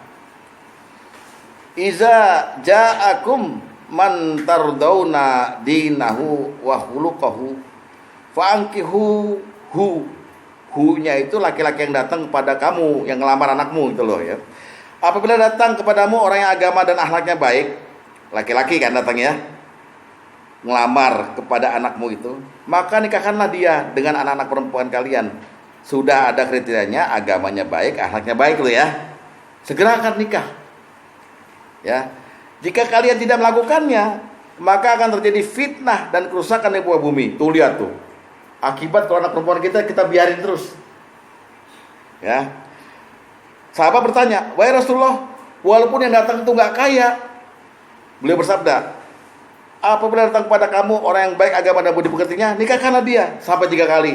Artinya kaya jangan jadi ukuran utama. Syukur-syukur baik akhlaknya, agamanya bagus, bawaannya mercy. Mercy kill. Gitu. Kawinin. Lebih sama dong. Sama dewan. Nah, itu lebih utama daripada dewan. Nah, itu versi merah. Genit banget ah. Itu Pak. Jadi ini proteksi kepada anak perempuan. Ya, bahaya. Nah, kemudian ulama yang namanya Syekh Hatim Al-Hasom di kitab Hiyatul Aulia ngambil dari hadis ini gitu, berkata, lihat hadis nomor 11. Dalil nomor 11. Ini bukan hadis ya. Wa qala Hatim, berkata Hatim, maksudnya Syekh tadi itu ya. Ya, kanu yakulul ajalatu minasyaiton. Terburu-buru datangnya dari setan. Terkecuali 5 perkara. Ila fil khamsin. Pertama apa? Boleh terburu-buru nyajiin makanan waktu ada tamu. Kedua, terburu-buru ngurus mayit waktu mati. Ketiga, watarwijul bikri idza adrakta. Nikahin seorang gadis kalau udah bertemu jodohnya yang ngelamar tadi. Keempat, lunasin utang kalau dia tempo, dan kelima adalah bertobat jika berbuat dosa. Jadi ada satu hal yang para ulama mementingkan, kalau terburu-buru nikahin bukan dari setan ini, tapi dalam rangka memenuhi perintah Allah dan Rasulnya, jaga kehormatan. Itu ya. Kita ambil contoh lamaran Ali pada Fatimah. Ali itu datang modal kosong, Pak. Modal kosong. Apa Rasulullah bilang, kamu punya apa buat anak saya? Nggak punya apa-apa. Itu waktu kamu punya gimana? Oh ada saya simpan. Ya udah kasihin aja buat Fatimah. Jadi nggak lihat lagi mahar. Kalau sekarang kan orang maharnya dimahal-mahalin itu ya. Hadis nomor 8, lihat. Dari Ikrimah dari Ibnu Abbas bahwa Ali berkata, dulu saat aku akan menikahi Fatimah radhiyallahu anha, aku berkata, wahai Rasulullah, nikahkan aku dengan Fatimah. Beliau bersabda, baik. A'tiha syai'a, kasih maharnya. Kata Rasulullah. Aku berkata, aku gak memiliki sesuatu. Beliau bersabda, di manakah baju besimu yang anti pedang itu? Aku menjawab, ada padaku. Beliau bersabda, ya udah berikan padanya. Enteng aja. Yang penting kamu kawin. Yang penting anak saya terjaga, punya suami, punya pendidik lagi gitu. Jadi jodohkan Pak Tom. Cariin jodoh. Udah kawin kamu. Tenang Bapak. Anak saya tanya ketika dia umur 22 tahun atau 20 tahun gitu. 22. Saya tanya, kamu udah punya pacar belum? Udah, kenalin satu. 2 bulan kemudian dia bilang, saya putusin dia. Dia yang mutusin. Datang lagi yang satu lagi. 2 bulan, saya putusin. Mau yang mana yang kamu pilih? Dites Quran dulu gitu ya. Jadi kita tetap pantau. Nah demikianlah. Saya kira ini pendidikan wawasan keilmuan ya. Untuk anak, baik untuk anak laki-laki maupun anak perempuan. Dan insya Allah minggu depan kita akan lanjutkan lagi dengan wawasan kepekaan sosial anak. Bagaimana menjadikan anak itu bisa sadar lingkungan lah, kira-kira begitu. Demikian, semoga ada manfaatnya. Wassalamualaikum warahmatullahi wabarakatuh. Waalaikumsalam.